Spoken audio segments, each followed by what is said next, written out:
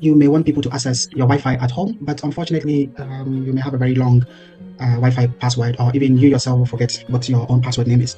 One of the very ways to make your Wi-Fi very accessible to people is by generating a QR code. And with this code, I'm just going to show a very simple way of what you can do to generate a QR code for your Wi-Fi. It's always important to first install this library, and then you say from Wi-Fi code generator import Wi-Fi code. So we will write this file. And then the next thing to do is to just create the QR code. And you can do this by just passing your Wi-Fi name, whether or not it's hidden, your authentication type, and your password in it. You can write this nicely by just setting this up or just leaving it like this. Anyway, it's also fine, but let me set this hidden, default, and then the authentication type.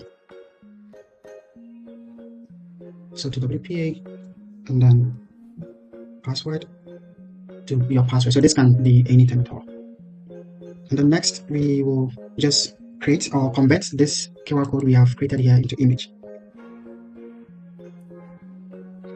So with this, you can just pass your QR code into this, and then just use the maybe let's say make image,